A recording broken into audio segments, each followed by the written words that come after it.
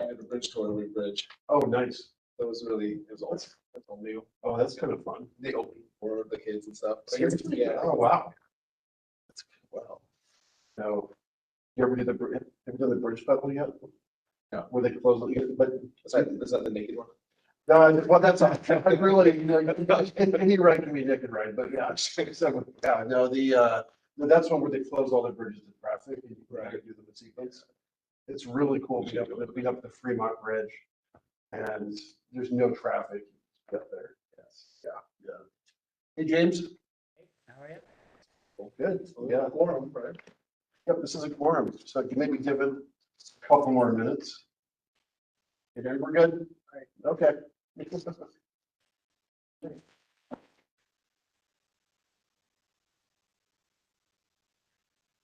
Let's see here. Sorry about about not forwarding the agenda until today. So there was a miscommunication between Lynn and I. Oh, I don't see it. Yeah, so yeah.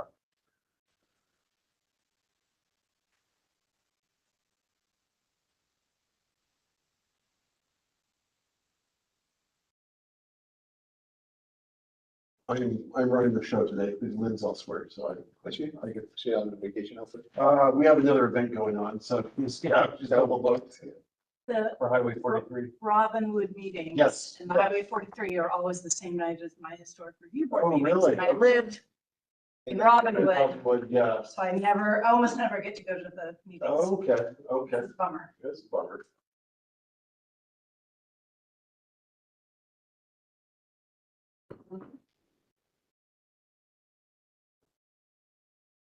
Okay.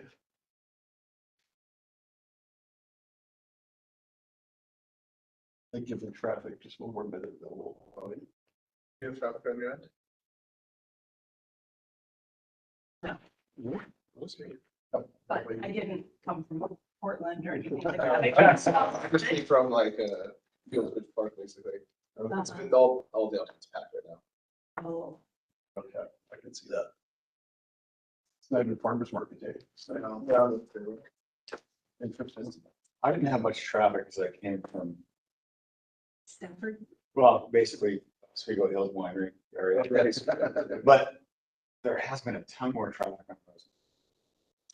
And a bus is coming Yeah. to Rosemont. Oh, is it? Yep, yep. So, yeah, we're excited about the new one that comes up the hill. I would not want to be a bus driver on that narrow road. Oh, yeah. When it's icy. You know, it's just, it is a narrow road, it just, Yeah, The school buses people do it. that's they true. do. I've seen them go up some sketchy stuff. I'm like, you guys Brave. Yeah. My daughter was in a school bus going down Hidden Spring when it went into a skid. All the kids started screaming. Oh, my gosh. The drive, and it was when school was let out early because of ice and snow, and so the driver had to back up.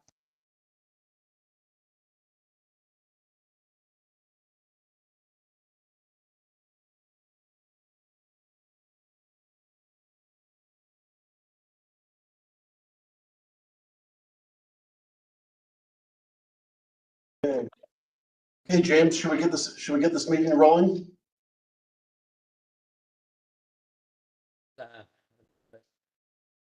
Let me trim your volume here, so.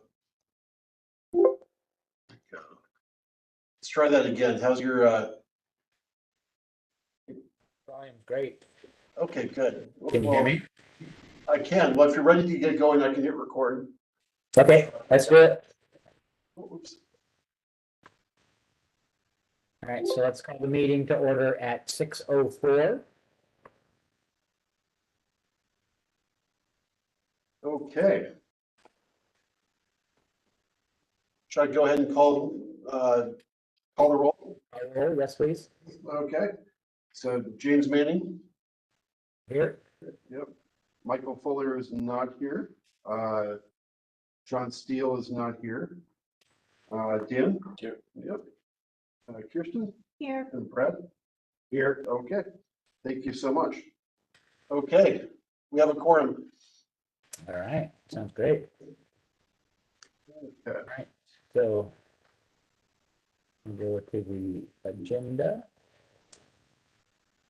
So is there any public comment on items related, or excuse me, any public comment related to items not on the agenda? No one's present, so, there's not. All right. And then did everybody have a chance to look at the meeting notes from May 21st? Yes. Yes. All right, so could I get a motion to approve the meeting notes from May 21st, 2024? Motion to approve the meeting notes from May 20, what was it? 21st. 21st? I All right. second. Okay. Yes, vote. Aye. Aye. Unanimous? Yeah.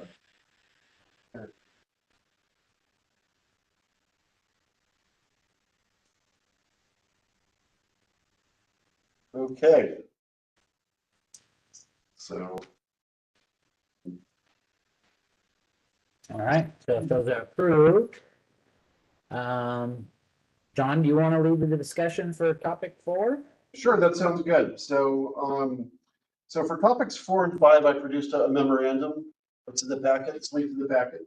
And these are sort of things to talk about over, I think both these items are going to be talked about over several meetings, so there's no action required tonight other than some general feedback and discussion.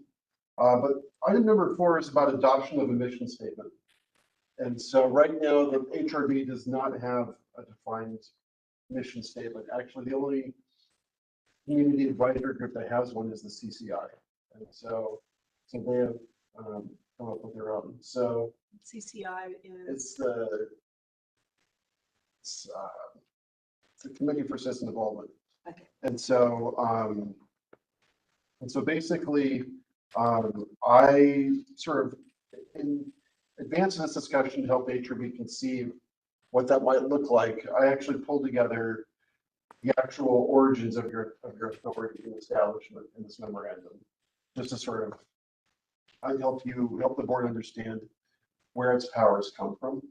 And so it's kind of it's a mixture of federal requirements and local codes that really do that. So first off, and I'll sort of summarize the memo here a little bit. As a certified local government, West Linn has to have a historic preservation committee, self-administer federal funds. So basically, the Historic Review Board serves that function. So we get periodically audited by the State Historic Preservation Office to make sure that the HRB is meeting sufficiently often and is sort of providing that level of oversight. You know, the last time I was. It was last year actually, and so we were recertified.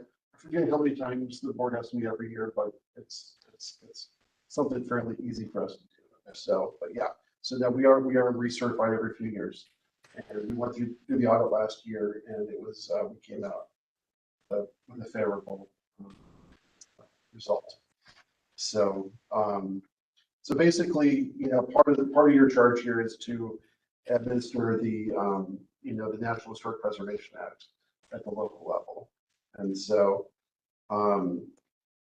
so that's the broad level sort of authority.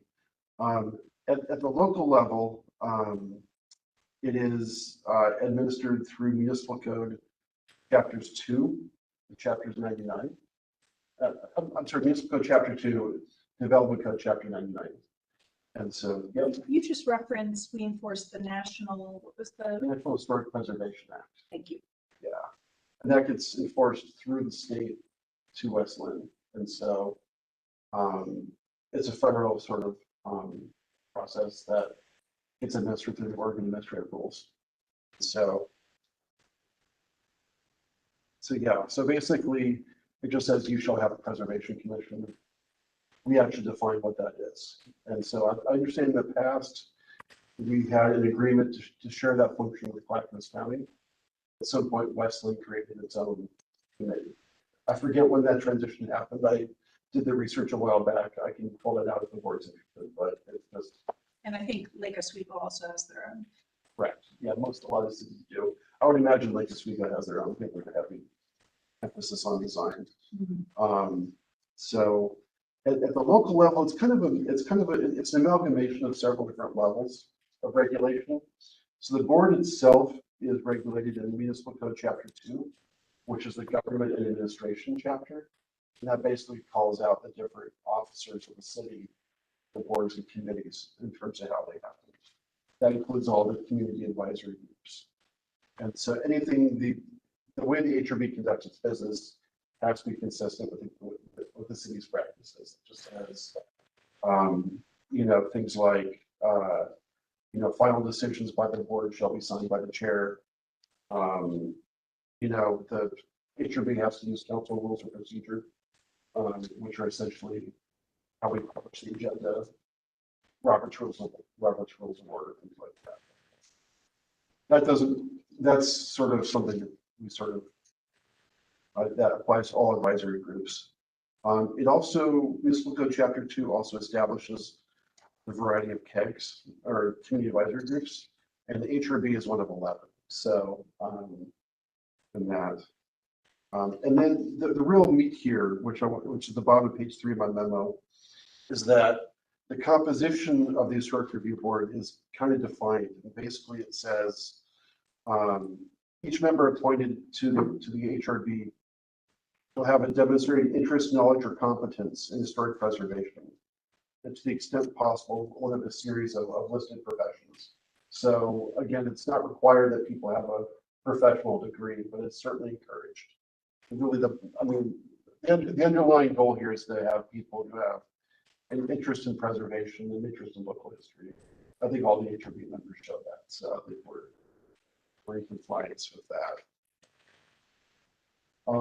And then I think also too, in terms of this, all community advisory groups are also subject to the rules and requirements of the KEG, of the KEG handbook, basically.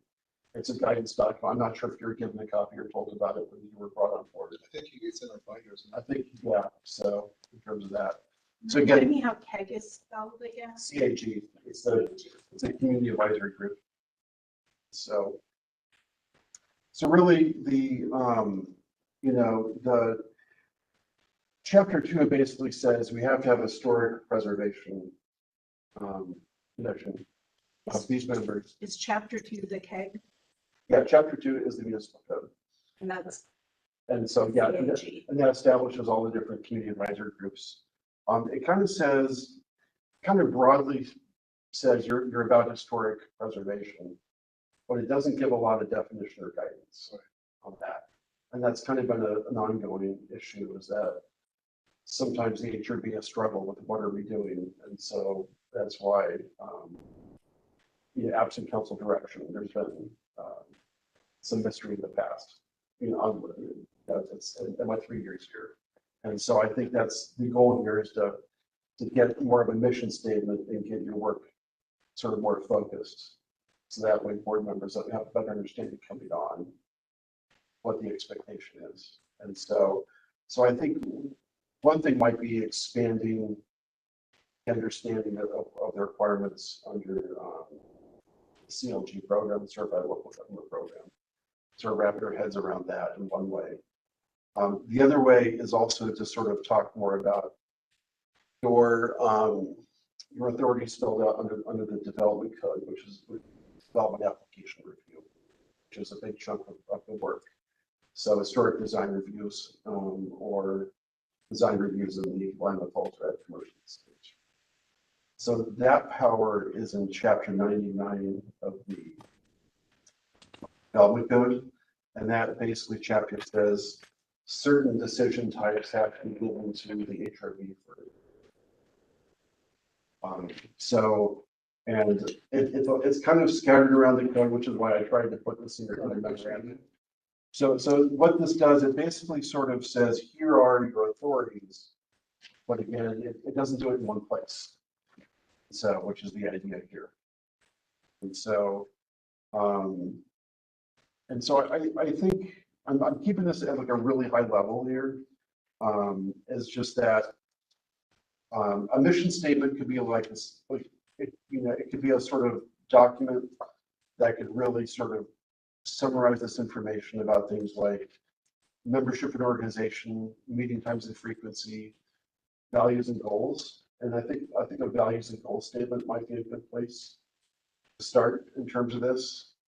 And then also outlining the duties, your quasi judicial duties, in terms of application review. What's that? Sometimes. Yeah, sometimes, yeah.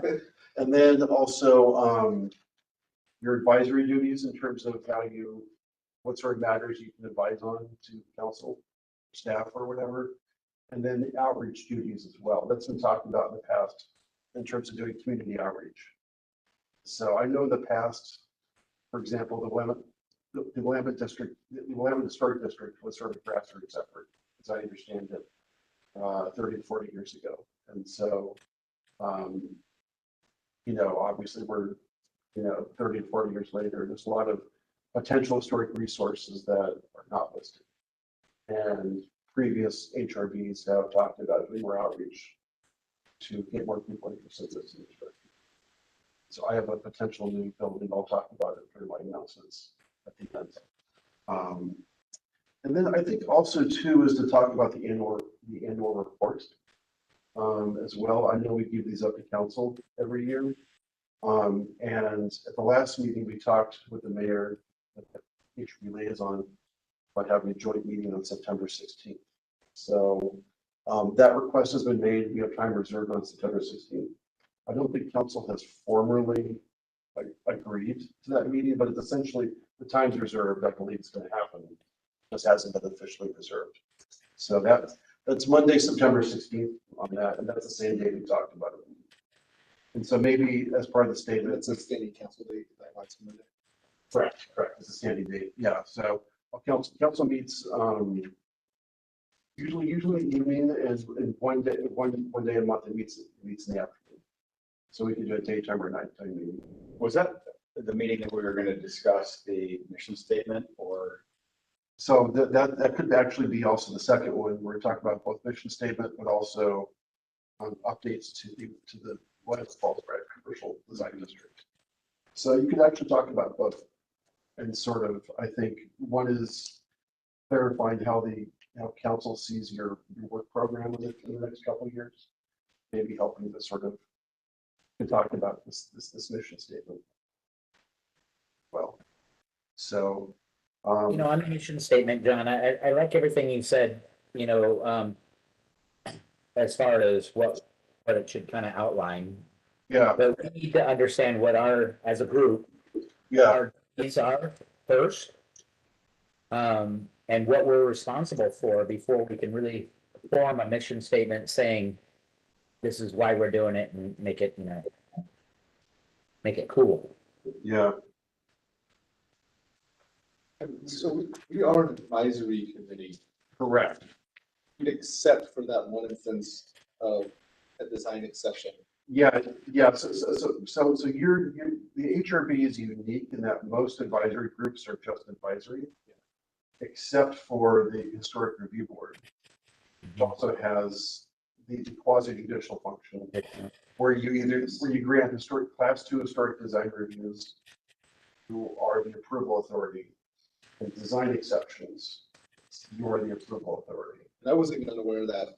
Yeah. I wasn't unaware of that because I thought I had a good understanding that we were just advising. So yeah, it's a quirk of the language that got discovered during the last major application. So Yeah. So in some instances, you're the final authority. In others, you're just advisory. So. Does everyone understand the differences or the nuance when we are on? Yeah. I think that would be helpful in the mission statement, honestly. Yeah, okay. That makes sense. Right? And the mission statement could be as we are an advisory Yeah. committee, except when these conditions are. And we could have a mission statement and then a purpose where we could elaborate. I looked at some other historic documents, historic review board documents, and I printed out ones from Aurora, which has wooden buildings like ours, and Deschutes County, which is sisters. That's the most. Yeah, that makes sense. So these are what mission statements you said, or what were they? Well, I printed out their whole document. Oh, I see. Okay. For instance, one has a purpose, Okay. and the other one has a plan identifying 3 goals. Then they go on. I feel like it's in here already. I think it's, some of it is just amalgamating this into a single I document. mean, you're trying to outline here the existing purpose and authority of HLP to talk about. Of course, it's. Yeah. It's just. Yeah. I think it might be valuable in terms of recruitment as well as, through high profile applications, there can be confusion in the public as to what the HRB is doing. Absolutely. Planning commission and council.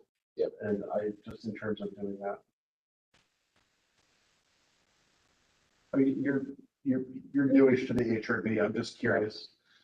Do you have any thoughts about the situation? You know, sorry, not to call you out. No, I Just, so I think, I mean, this is good for me. yeah. When I hear this discussion as a new member, but Yeah.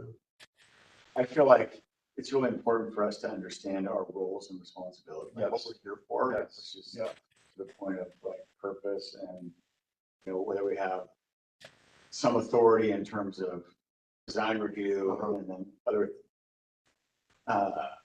outreach. I think it would be helpful for me to understand, like, get clarity as to what our responsibilities are. Perfect. Yep. And then as far as the mission, like, that's something I agree with what James said, is that's down the road a bit. Mhm. And when I think about a mission statement, it's really pithy and like, it's not like a page long, right? It's No, pretty yeah. straightforward. Yeah. It's probably not all that complicated. Yeah. I feel like the first step is roles, responsibilities. That makes sense. What have we looked at over the last 6 months? And, Yeah. you know, in terms of that conversation we would have with city council on the 16th. Mhm. Yeah, that makes sense. And I feel like our purpose is different, or depending on which historic district we're talking about.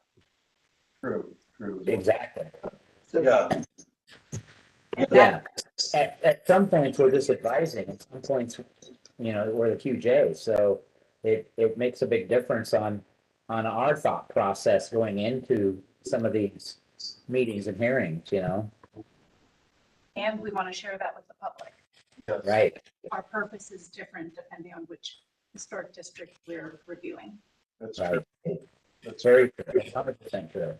Right. And I think that's where a lot of the confusion, not only from people sitting on the HRB, but people that are sitting in the audience at a council meeting going, well, why isn't this happening or this happening, you know?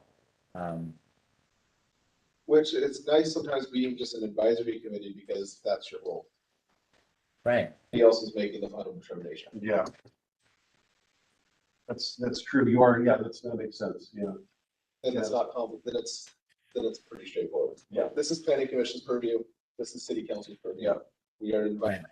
Correct. Yeah. And these matters. But once we, Yeah. what was hard for me, especially once we became the decision maker, then all of a sudden, It's well, wait, it's a whole different role you have to assume. So, yeah.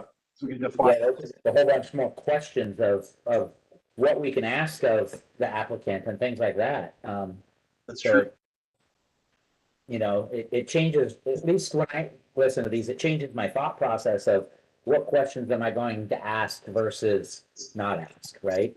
Yeah. If somebody's reciting their house and putting new windows in and they're inside of the historic district, Mhm. those are different questions than if somebody's reciting their front of their business and changing windows inside the commercial overlay. So, Correct. Yeah. That does make sense. I think, I think also too, just going to your point about different districts, there's also the question of different resources. I noticed, there was, for example, there was a stone at the end of Dollar Street about poor Klaus, who was killed in the explosion. And so I know, but the question, is that something for the HRB or is that something for another K as well? So I think some of these things, I think your roles in terms of historic resources, right now, someone's trying to give the city a tugboat. There's some other, yeah, so, it's full of asbestos and there's some storage costs associated with that. So I think, helping to also, it is quite the gift. I know James knows about it, but the Parks Director is dealing with that right now. The city is struggling about what is our process for accepting it? Is it appropriate for the city? How do we interpret it? So is that what is the HRB's role versus what is the Parks Department's role? So, both of those examples, I love just the way of what the responsibility is. Yeah, The rock, I think is really cool, but we're not responsible for Jack on that, right? yeah, exactly. Yeah, If we want to advise another public group on where to go, then yes, we can do that. Same thing with the tugboat. I think that tugboat is going to look really cool at Willamette Park. I want to see it there, but the HRB has no role in that other than advising somebody to the right people, right? correct. Yeah. But with our, like you touched on, John, with our name, the HRB, Historic Review Board, people think everything historic comes through us, which it doesn't. No. But I think I think the group's power is providing that advice. So it's like letters of support or, Right. statements of support or objection or whatever, or modification.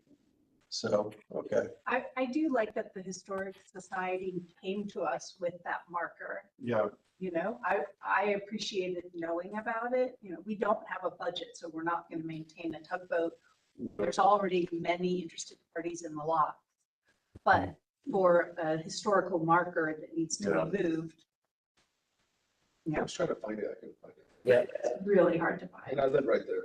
yeah, The traffic, go through Granville, but And just to kind of that conversation back to what our duties are, as Brad was saying, we need to outline what our duties are for the historic district and what our duties are outside of the historic district. And then that takes us down the road to advisory, what our advisory duties are. We'll advise anything, right? We can make, like you said, letters of recommendation. We can get people to the right audience, but as far as clouding everything up, I would like to understand, our part of our mission statement, have people understand what our duties are from Willamette Falls Drive to the river, and what they are along Willamette Falls Drive, or what they are along 43 or the old mill area, right? Those are all different responsibilities. Do we have defined districts across town? Mhm. We have like a certain finite number of districts that are defined. We have 3 districts and isolated properties, from what I understand. yeah. So there's, it's in 58. yeah, so basically there are 2 different boundaries for the Willamette Historic District. Yeah, so it's on. So here. yeah, there's Each 34, 48. there's a smaller boundary for the Willamette Historic District, which is that part on the National Register. And that does not include going from memory here, it does not include any commercial structures. It's a purely residential district. Then there's the local Willamette Historic District, which is large. And It's on the so, map, right? yeah, I can actually pull it up here on this. There's two. I thought So we is that in the had- documentation you sent out? Because I It is run not. lots folder. It's all right. This is, so we have this here. So. And then, so You gotta remember it. yeah, there are those 2 districts, and then the 3rd district, at least I'm thinking of.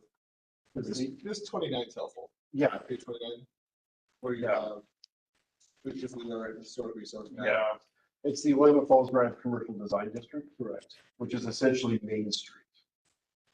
So, And then we have a Willamette Historic District, a Willamette Historic District National Register, and a Willamette Falls Drive Commercial Design District, and those are the three districts. correct. It almost feels like a starting point would be, let's look at the various districts and see how we might play in each of them. They do define it. Yeah. So, but that's something we could put in like, in part of that statement. So I think, yeah, so I'm just gonna share the screen here, So James. there's the real properties, right? Yeah, That's the real historic. Yeah. So, I mean, what gets kind of convoluted is we do new building design review. yeah, We call ourselves the historic review board, but we're doing new building design review based on chapter 58. And that's in that purple section. yeah. So essentially the screen, up on the screen here are the three districts here. So, we've got the Willamette Falls Drive Commercial Design District, which essentially runs from the music project on the east all the way to the food carts on the west. And then we've got, They overlap, right? and they do overlap. Saloon. And then, Riverdale overlap, right? yeah, and then the local historic district overlaps in this block here. So like the saloon But and the whatnot. blue is the real historic. Yeah.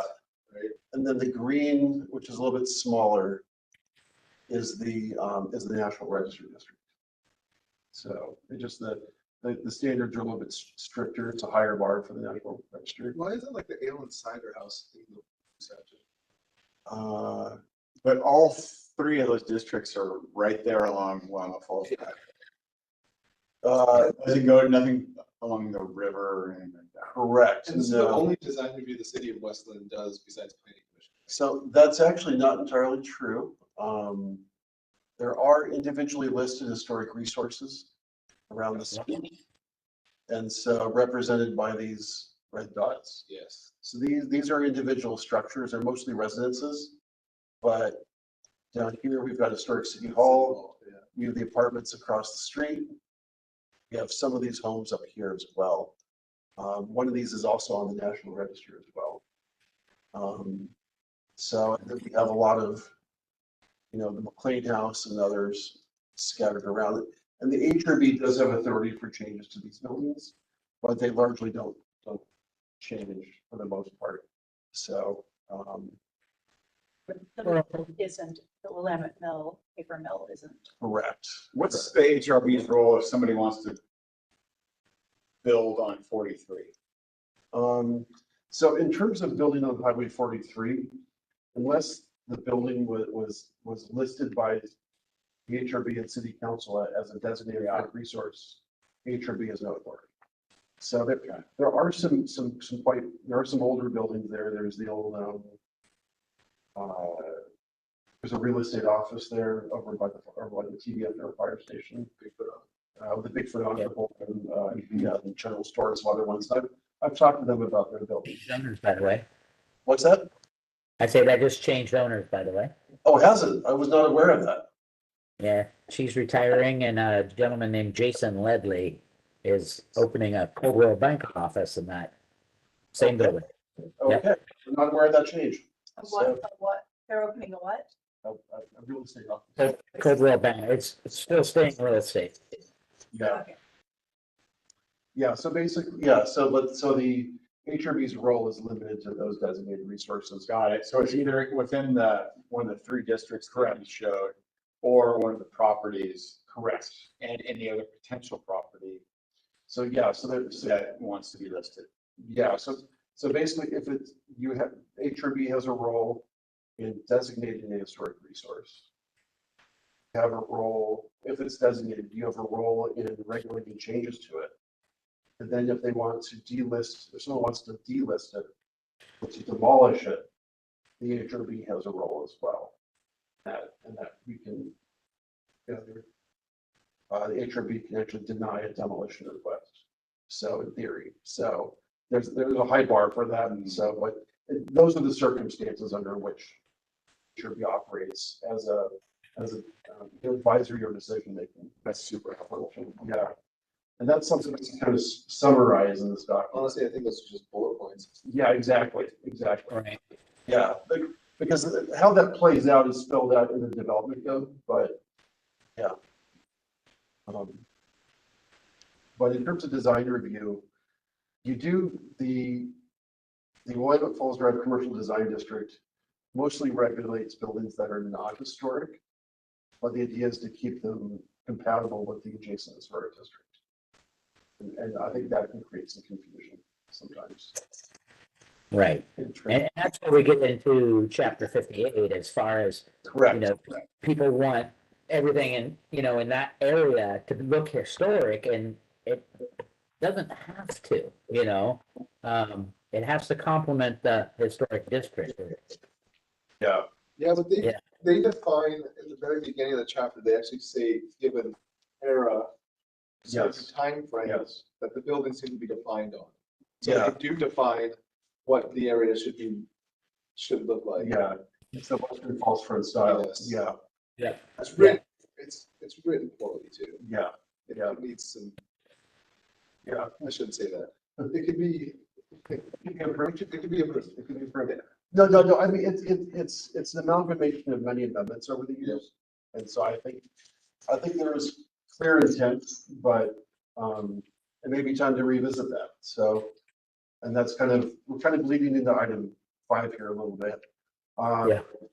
So I think in terms of for adoption of a mission statement, I mean, one thing we could do for the next meeting, if the board wanted, I could just take a stab at drafting something out for the board to respond to in terms of taking this memo and summarizing those bullet points that we talked about. And if the board has any, if you have any precedents or examples, feel free to send them I to me. think it's the city sheets. Yeah, Are right there. probably. Yeah, I've got the Aurora, Deschutes and Sisters written down. But, Maybe Ashland. oh, good point, actually. Yeah. Klamath Falls has a good one also. Do it.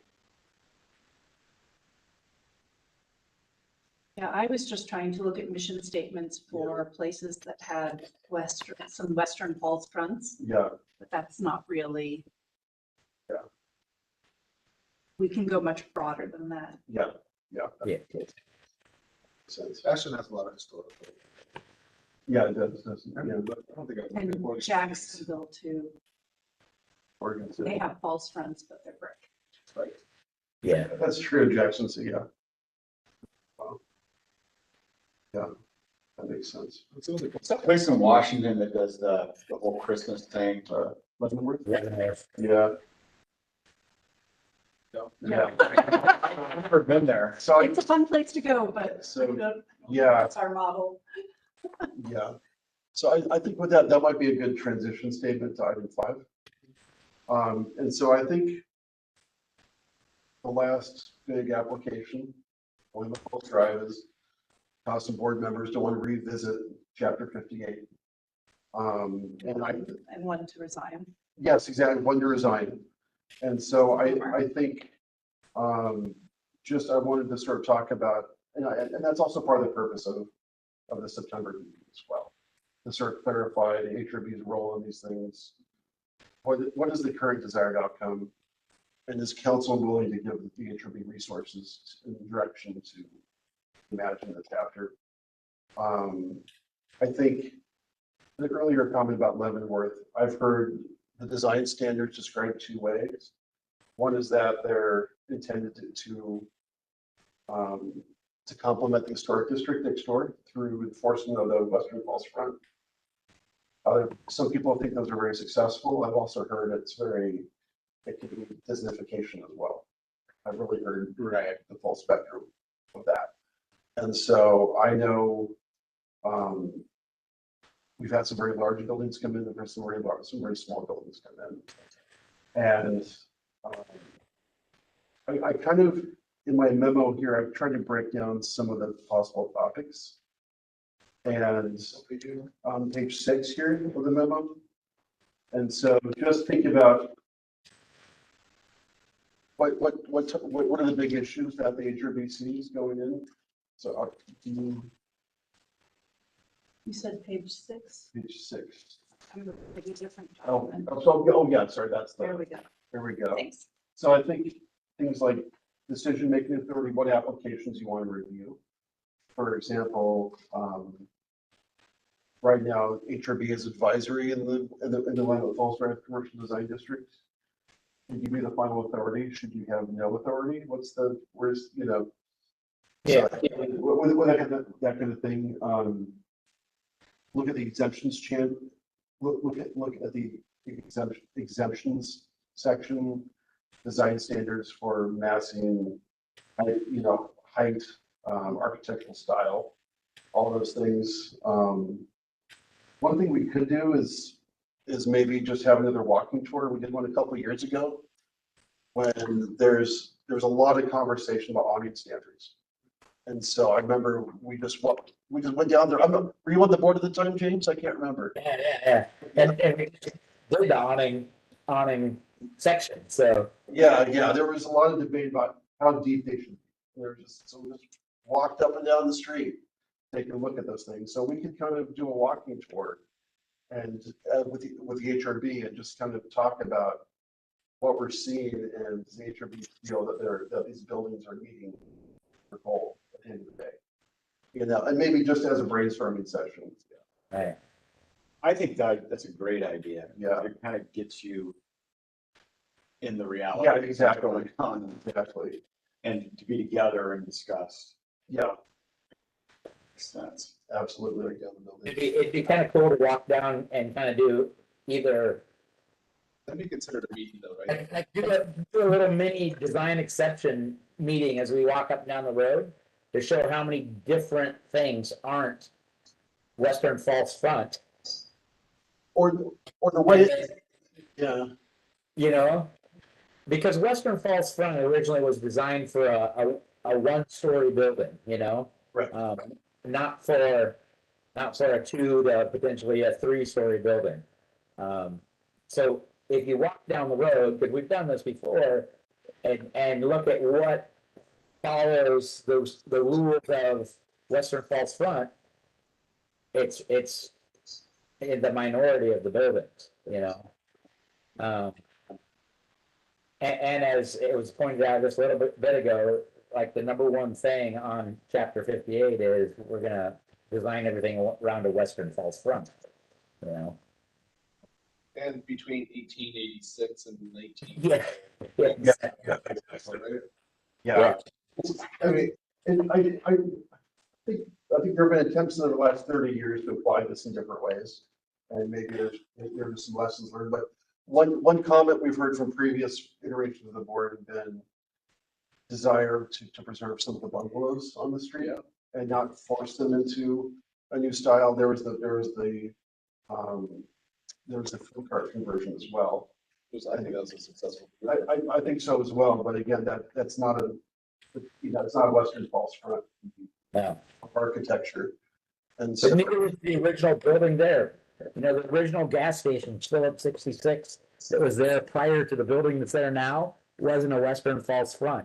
It was a two-bay garage with an office on the side. You know, and when they tore that down and built the new one, everybody was like, "Oh, this new one looks so much nicer," but it was totally 1970s, you know. And you know, we had this conversation at that meeting also, to say that building has to have a Western front is an undue cost to somebody wanting to improve the neighborhood, you know? So. yeah. So I think definitely, so I think it's a very valid question for the HRB to bring up. And I think a walking tour, we could say, well, here's the overlap with the historic district. Here are the listed buildings. Here's what we've had. Going forward, what kinds of design features do we want to focus on? Given the fact that half the district's already been redeveloped. So, you know, Yeah, I mean, it doesn't take into account the existing contents anymore, because there's a bunch of buildings that break the code. yeah, It's hard now to go back and say, you have to do it this way. yeah, But over right here, it's done a different way. Yeah. yeah, You know, instead of making a design exception every time somebody brings something to us, yeah, I'm more of a fan of having a broader statement of what can and can't be allowed, right? Yeah. Because if we keep making design exceptions, people are gonna come to us or sue us and say, why'd you let this person do a design exception, but I can't, you know? Yeah. And we're ripe for that because we've done some really good design exceptions that have improved the neighborhood and they don't meet chapter 58, you know? Yeah. You know, and you know, I'm gonna say this forever now that Brad, you know, said it, you know, it's all about the compliment and making that area cool, you know? And being cool means something different to everybody else. So being cool, we need to write down what that broad statement is of what we're going to allow and what we aren't going to allow. And if we hold fast to those rules, then the planning commission can make the decision, right? But if we make an exception each time, and then the planning commission says, oh yeah, it's good, bang, go ahead and do it, we're just opening ourselves up for a conflict on every project. Yeah, and that western false front, Yeah. I mean, does that fit this community? I mean, is that So true to our history, right? It's like, That's what was there. I think Yeah. it's complimentary of the historic district next to the time period of when Willamette neighborhood Yeah. was formed. The question is this the best way to sort of honor that? And maybe Yeah. that's a reevaluation, you know? Because when the garages came in, when they put in the food carts, they go through this group? They go through the yeah, HRB? They did, and I think it was a non-conforming building. And the fact that most of the changes were cosmetic. It was a class 1 review. Mhm. I think on memory, it's been a couple of years since we've done that one, so we could definitely talk about that as part of the tour, but that project ended up the HRB, the last code amendments. A new design exception was created for out of period buildings that already existed, so Yeah. there's code language that was sort of created because of that project. So I think, because I think everyone agrees that the sort of mid-century style of that building had some. Yeah. To it. Can I interject something in on our walking tour? Yeah, So there's a video that's on YouTube. And I'll try to find the link to it and send it out to everyone. I don't know if it's been on Facebook and everything, and it's a girl she's probably 60 years old now, but when she was in the 8th grade, she did her video project for her photography class was she walked around Willamette with a video camera. And I think everybody on this board should look at that video before our walking tour, and then you might get the the know-how or the experience of a guy that's lived in the neighborhood for 57 years. What buildings used to look like and what, I had somebody the other day tell me about this old building that, is there. And I said, yeah, that building was built in 1992, that's not an old building, it looks old, it's not, but if you look at the video, like where Cooperstown's bar is, that was an empty lot with a chain link fence in front of it. And we played horseshoes next to the grocery store right there. It was never a bar. It was, it was infilled. And if you look at the fronts of these buildings, most of them were a block building, made of pumice block.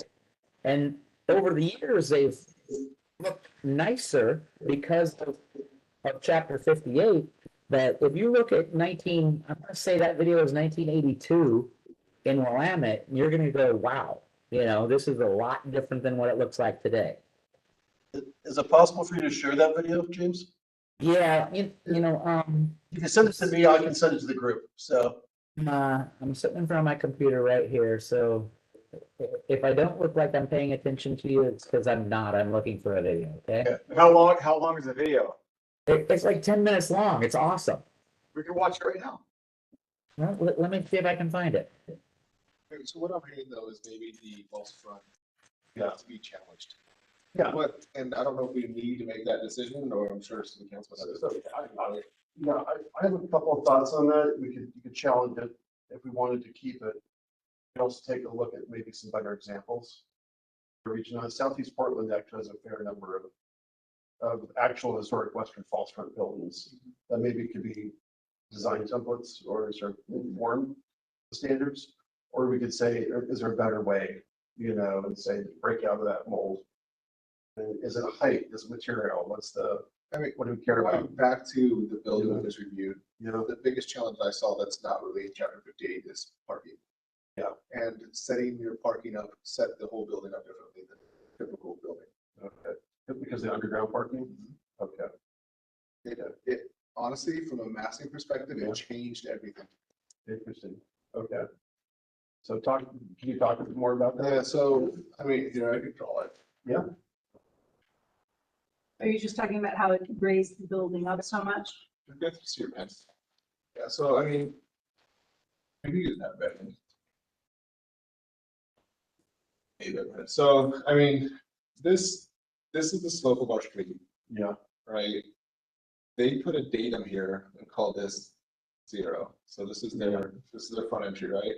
They used the slope coming all the way down for the vehiculars so they can come down here and they set their parking lot. Yeah. Right, now I have a flat building across this whole thing, and this is there's a difference between building and facade. That doesn't happen, right? So this whole thing, we're calling this a building. Right? Mhm. Then they started subdividing their facades, yeah, right? But what creates over here on this end, now I have a staircase. I'm not at grade anymore, yeah, right? Yeah. This is not, we would never do this historically, yeah, right? yeah, Now here, I have the opposite problem, which I see this all over downtown Willamette. This is a massive issue. I have a underground fucking- staircase yeah, now, yeah. like a Liam, right? And there's some Yeah, other yeah, place yeah, that's the yeah, same thing, yeah. right? So instead of everywhere hitting on grade, stepping up gradually, yeah, having a building that's doing that, we're not getting that. yeah, We're getting an artificial straight line across yeah, at a height that makes that's sense. over that 35 feet, way higher over here. Yes, Right? yeah, It's because this parking. Yeah. There's no parking in 1889. Definitely not underground, yeah, yeah, right? This is your problem. I don't know how to define this in the code. This is Yeah. what form-based codes are for. yeah. And this is a whole other thing. This is a whole other thing. And if you Yeah. want to do a design exception, because parking is not a requirement in the city, It's not, right? If you want to do a design exception, nobody talked about this. And it changed everything about that building, mhm. right? I mean, maybe there could be ways to figure that out, but I mean, that's, they would have to do, it would be way more complicated. Now you're Yeah. breaking, they want accessible parking and guaranteeing it under here. Yeah. They have a single core elevator Yeah. that goes through there. So they have the parking, they go up, it's not mandated. I mean, there's accessible parking on the side. I don't know. It's Yeah. a challenge, and that's why it's nice to say, hey, everything should look like a Western Falls facade. When you're doing modern buildings, yeah, this thing is a modern building. That is not a Yeah. historic building Yeah. at all, yeah, right? It's applique. It's a postmodern building. And It's it's applique, yeah, that and makes, it's huge, right? Yeah. It's a Yeah. postmodern building. I think it's done well. I mean, it's nice. Honestly, it's nice to look at. But it is Yeah. better than like, say, Bellagio's, which Yeah. actually is doing the same thing, but they have like a dingbat in the back. So they put their parking behind Yeah. them, but they still have staircases down. Yep. Not like anybody actually goes in there, but there's this stuff happening all through downtown, and it's an accessibility challenge. Does that make sense? It does make sense, yeah. So for script one everywhere. Yeah, I know that, yeah, well, and also, I mean, another context update is the new streetscape. It also has some of these buildings are interacting with that streetscape. Which is your streetscape. Oh, Oh, is it? Yeah, well, the widening of the sidewalks used to be more of a boulevard design, right. and so, the median, they're not sure if they're before that or the change. Yeah, I saw this. Okay, yeah, so you can, on Google Street View. You saw meetings at Google Street yet? Oh, let's see.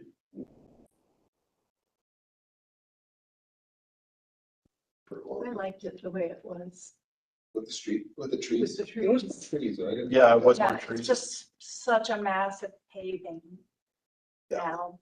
Yeah, I feel like our trees got smaller on there. yeah, but if you go back in time, I mean, do we need so do we need a center Yeah. turn? it was more like this. Yeah, Right, you have two slip roads on the sides. Yeah. Traffic calming too. So, but the counter thing was that city now has much larger sidewalks. So Which is kind of it's- nice too for certain things. yeah. John, are you looking at 1982 to the latest revision or prior to 1982? In regards to what? What Willamette Falls Drive looked like? Oh, sorry. No, We're gonna share the screen. here, let me share the screen here. This is the change that just happened. This is in 1982. Yeah, this is 2016 here. Yeah, So, Or, but Bellagio's doesn't have a West Pulsar sun. Yeah. At the top, you see that?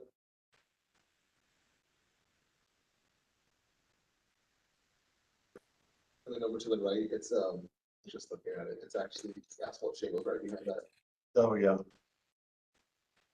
See it pop it down. See that? To the right? Right here. It's just, So, and it's hard to turn corners too. What do you do with your corner? What do you do with that corner? yeah. that was the whole reason that that streetscape disappeared, is the safety at the corners of the trees. So, yeah, that's, Hey, stop, go, the other way, go up the street just a little bit. this way? Yeah, just, no, the other way.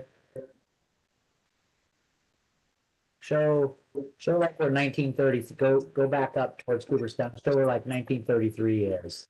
This just happened. That's after that change. Yeah, sorry. Oops. So that's Cooperstown. You do get a better cafe. Other. So that that building right there, you saw how it changed just a little bit in the last couple of years, the Allstate to Forrestal. That was a brick house. You know, pumice block house, flat roof house. And they put the awning on it to make it, you know, look like a false front. And then, so yeah, the old Allstate. And then if go down the street a bit, down the hill, Oh, down the hill? Sorry. down the hill, yeah, down there. Sorry.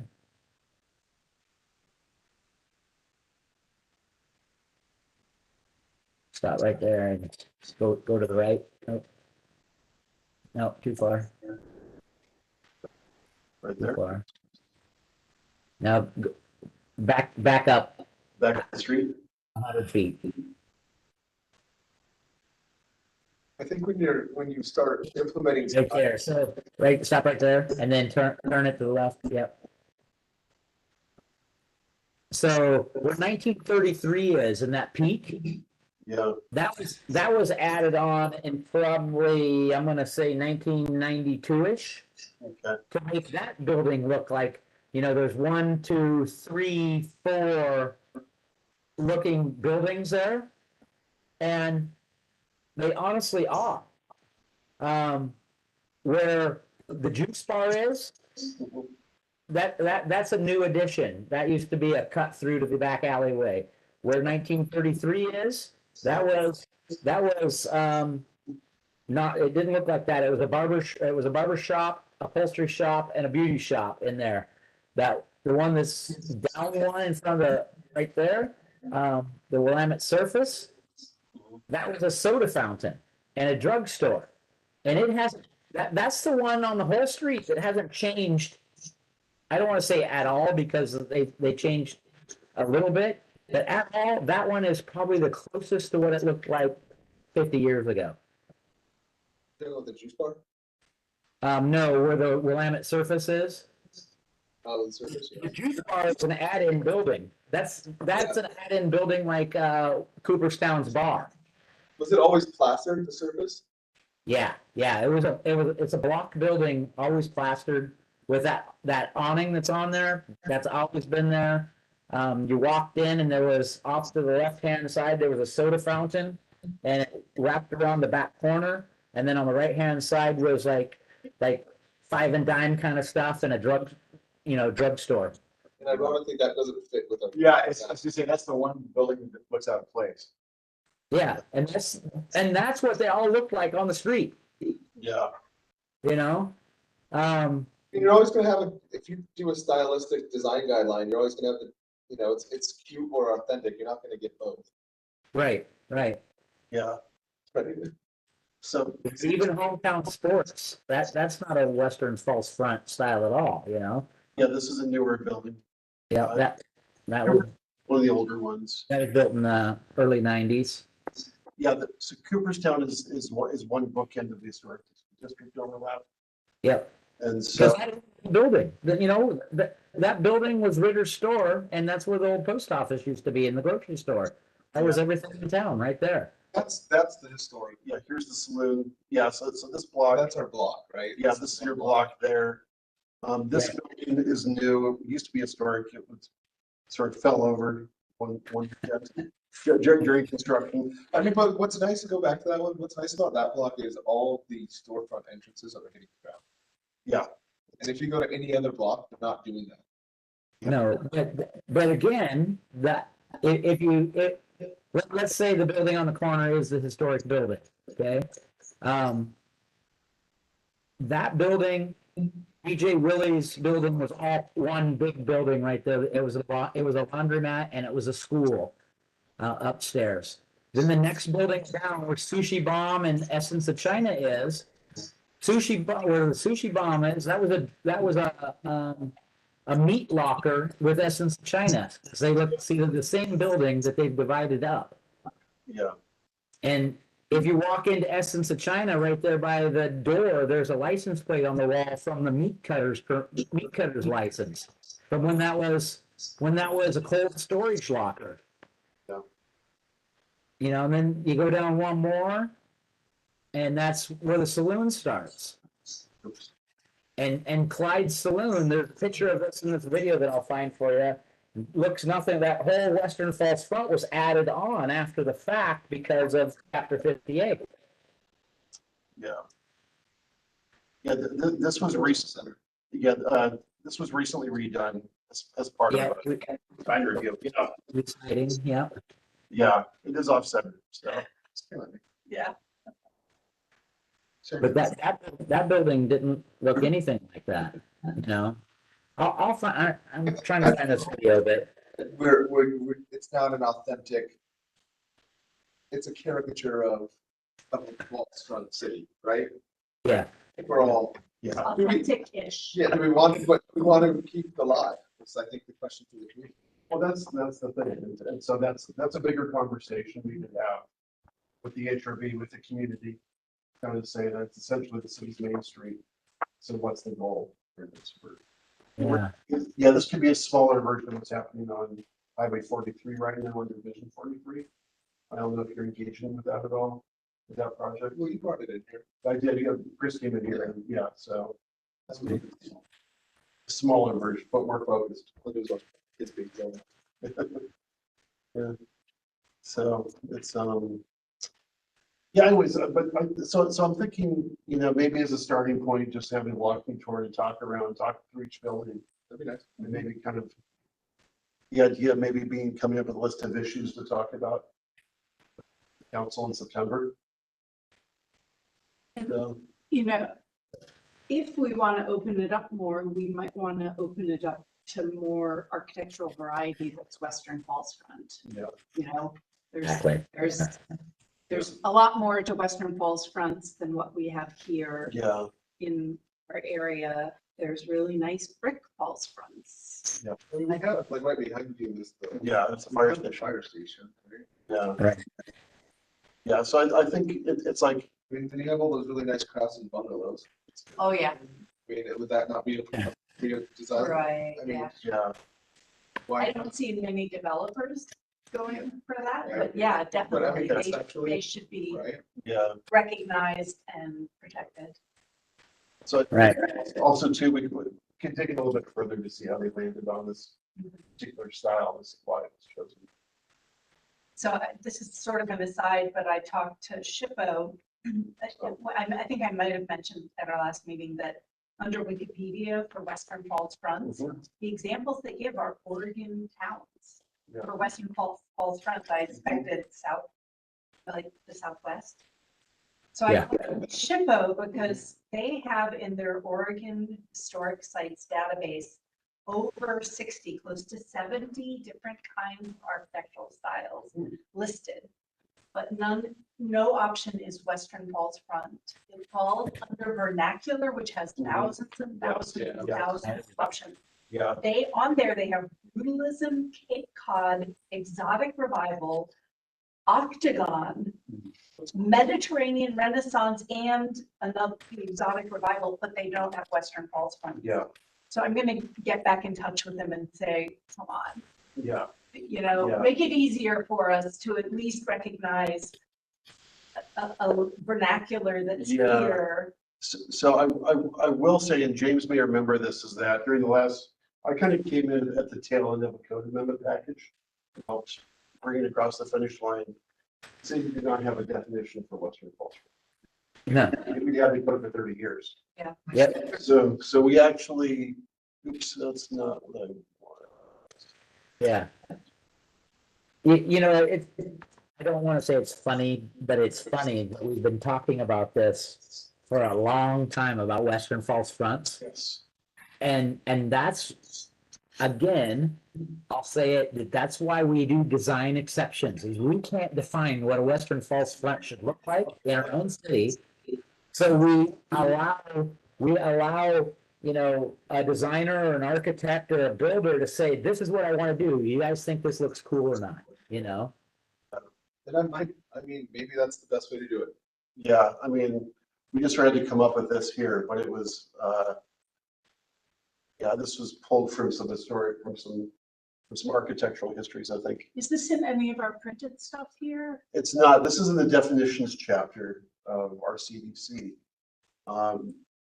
And so it's, Realistically, it's always looking for signage, right? Let's say you put signage on your building. It was for a grandiosity of wealth Yeah. that Yeah, wasn't really there. yeah, exactly, yeah. And that had the- more Yeah. valuable materials on the front and more homey Yeah. materials on the Yeah. other sides. One for the instant sort of height and sort of grandiosity, where Mhm. Yeah, make it feel active. it's like the big town in the middle of the western. Yes. Yeah. So I think it actually might, so I'll admit to this, I don't live in Westland. I live in Southeast Portland. It's okay, according to this, you could still be under. Okay, excellent, great. Okay, perfect. Yeah, so I live in Selwood, and there are probably 8 to 10 two-story Western Falls fronts in my neighborhood that have a lot of integrity. And so they're kind of hidden, they're tucked away around the neighborhood because that's, the main streets shifted over time based on the transportation. So initially the ferry streets were the primary streets, and that changed when bridges came in, but you can find these old Western Falls fronts that are survivors. And so I think that's pretty common in Oregon, which. I mean, the village is all full of too. That's true, actually, yeah. The village, It's all the village. Yeah. oh, yeah. So I think if we wanted to sort of go down that path, maybe better reinforcing what that style is, Mhm. if we want to keep. I think we would need to reinforce it anyways to have this. Yeah. Stay. So as one potential outcome, just assuming, yeah. So. Cool, okay, so, It will be controversial to change them. it will, which is, so I imagine the work this summer is more of scoping and not necessarily outcomes, trying to figure out what's the range of issues to talk about. And then, council could potentially, one of the things to talk about, maybe having them allocate money, or having staff dedicate time to finding money. Sort of help support a relook at some of these things and maybe get some designers on board or really good code writers to kind of help. Yeah. It's serious, obviously. through. So sort of along that vein, is it appropriate for the Historic Review Board to have somewhat of a connection with the Historical Society in Willamette? Oh, absolutely. I mean, because we have virtually no connection So, or cross-pollination with them except when they came to us. I'm sure you've had overlap of members. no, well, actually, Danny Schreiber was a member. Yes. So he was a bridge. He was Yes. a bridge. He was also a bridge to the owners of the Linn Historic District, so. And I was one of the founding members, so, you know, Okay, James is a bridge.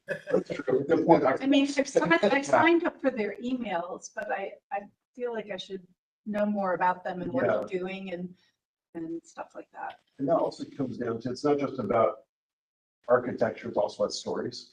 And that's kind of, you know, That's true.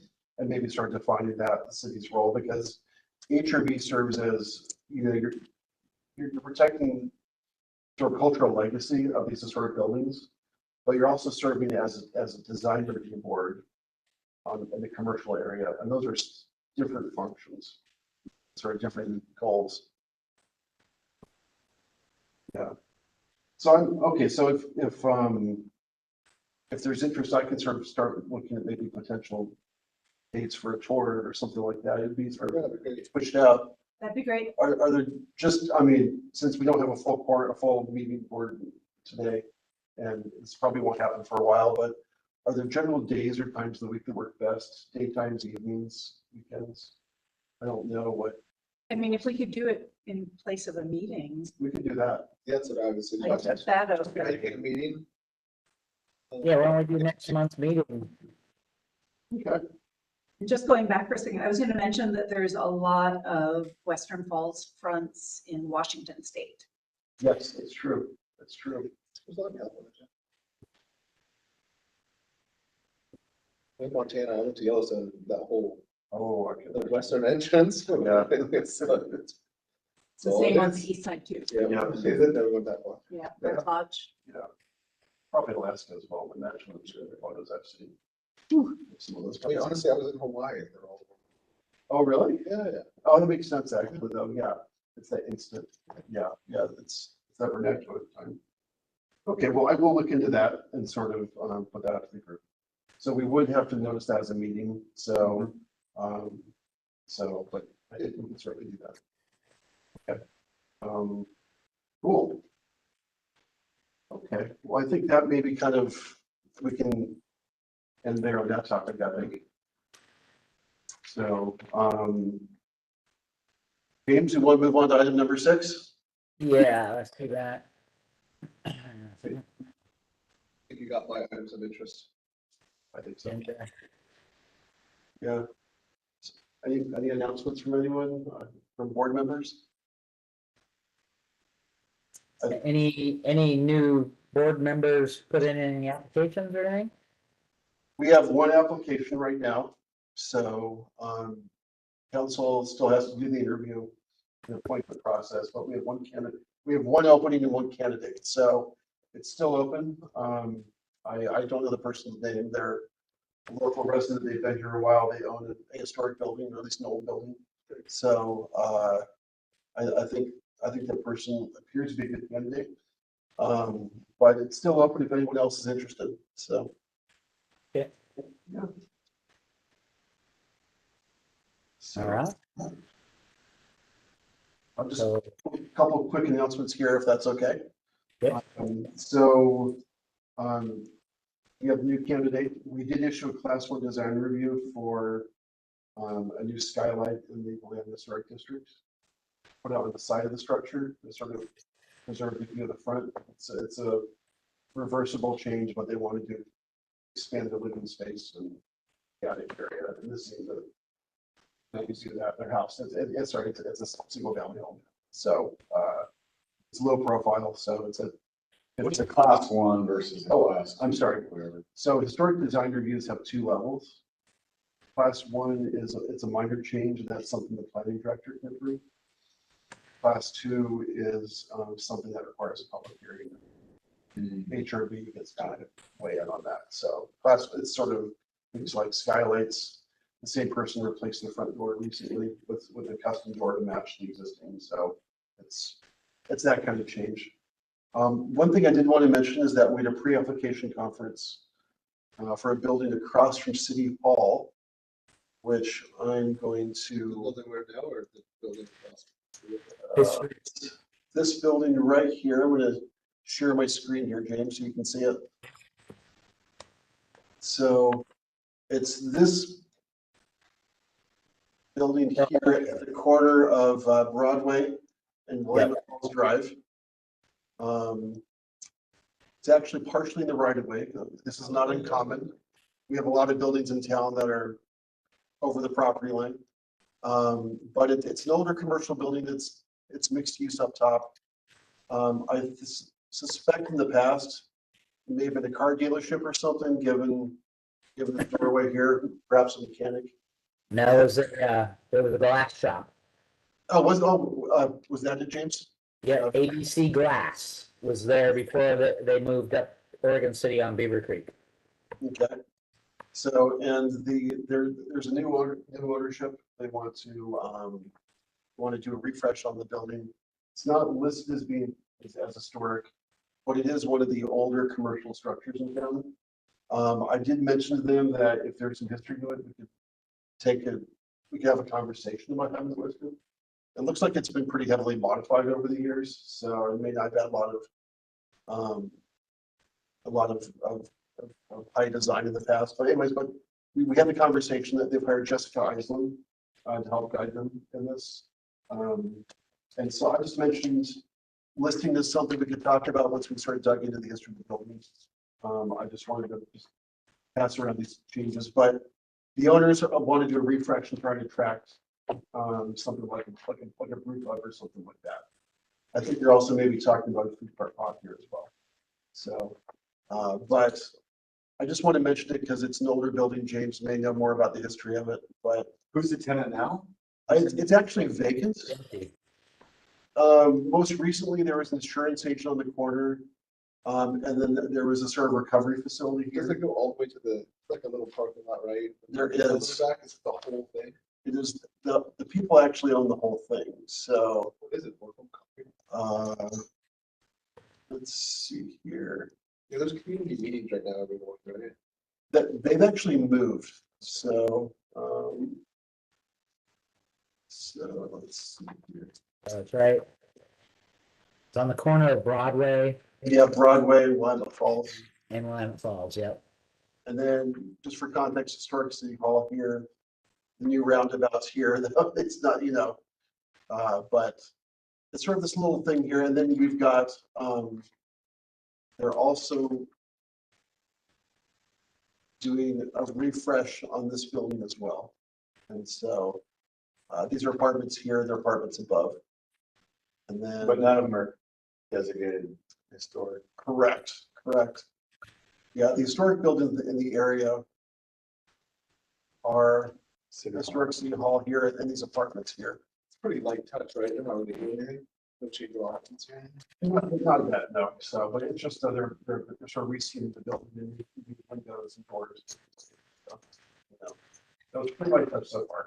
Anyways, I just put that out there.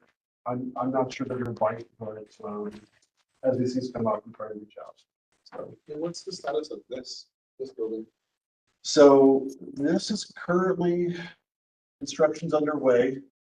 I know they recently finished the asbestos abatement, which is more extensive than they expected, but that's not unexpected. So at that point, that was approved with a new metal awning on the front. And SHPO came back and said, we don't think so. So we removed the metal awning. But Really? yeah, so the idea on this is to restore the original street fronts. Yeah, so you put the store. And and then city had proposed, a metal canopy, and it's sort of contemporary, but it's clearly contemporary and not. Anyways, SHPO didn't like that, specifically objected to it. So, but Especially got a response. yeah, so actually there's actually a requirement for city governments, anytime we have something on the National Register, potentially eligible, we have to submit any changes to the state for their review. So it's, and that was one of the things that they objected to. And is this still going to be the new city hall? No, so this is going to be occupied by the. Willamette Willamette- Falls and Landing Heritage Area. Thank you. Sure. So, yeah, so it's a nonprofit, it's going to be offices upstairs. And the city owns it? City owns it. So we're gonna lease it to them. It's gonna be exhibition space for like exhibits downstairs, gathering space. The John Platt photographic archives are gonna go here. historic Oregon. And then meeting rooms and offices upstairs. And city has leased about 15 parking spaces behind the building. Because the city owns basically the building about 3 feet out from the building. It's a very tight envelope. So. So they're hoping that this heritage area becomes official Yes. in about a year with the National Park Service. And it's this whole area around the Willamette Falls and the Newport Pool above the falls and a lot of historic towns Absolutely. and structures. It's a pretty cool thing. Yeah, I think energy is starting to happen, I think, on these things. The locks are going to be done. The land use application for the Grand Ron's project across the river is about to be submitted officially to the city. They just took that big old blue building down. Yeah. Well, they're taking everything down. Looked like they cut a straight section off it for a Oh, second. did they really? Yeah. Okay. You know you're old when you remember the building that was there before that old building they just tore down. I thought it was cool. It looked new. Yeah, so. I was hoping part of For those sure. buildings would be I think they- sort of saved and retrofitted and, That one they tore Preserve down the was like- it shells, was- have it nice was- it was windows. nice. Yeah. So, well, so, some changes are coming, so, and, in terms of that, we have a working group meeting next week for the waterfront and to talk about some of the public engagement. So we've got about 600 responses, to the survey. And so we're sort of presenting that to the working group. James, Yeah. chair of the group, so, Have you sent out the official meeting notice for that yet, John? no, that our deadline for that's Thursday. So, Okay, all right. so I sent out a meeting invite a week or two ago to reserve it on your calendar. I'm not sure if you got that or not. So Yeah. Like 1 o'clock on Wednesday is what I wrote down tentatively, but correct. Okay. So, okay. yeah, so we're going to talk about that and just kind of report back on it. So, Okay. okay, Sorry, cool. Yeah, thank you. Thank you. Okay. So anything else? I just thought I'd mention this Aurora Colony Design Standards. It has very specific sections, like awnings for contributing structures, commercial, contributing structures, residential. And then it has chimneys, whole sections about chimneys and doors and drive-in and drive-through, fences, foundations, garage doors, heights, paint, Yeah. new construction, roofs, public right-of-way, porches. Wow. It's just, I find it reassuring that it's so specific when Yes. ours is so vague. Yes. I just wanted to put that out there. Yes. Yeah, no, I that's definitely a way to go. It'd be very, very prescriptive. Shall be this, shall be that. And the result has been great. I mean, that is a really nice small town to visit. There's probably something to be said about that it shall not be something as well. Yeah. I think the codes are written in the past to provide a lot of flexibility. And that is the thing, but that can lead to things like flexibility is great when you want it, but leading to consistency or lack of clarity about what's actually being desired. So, okay. I'll look into that. Thank you. Anything else?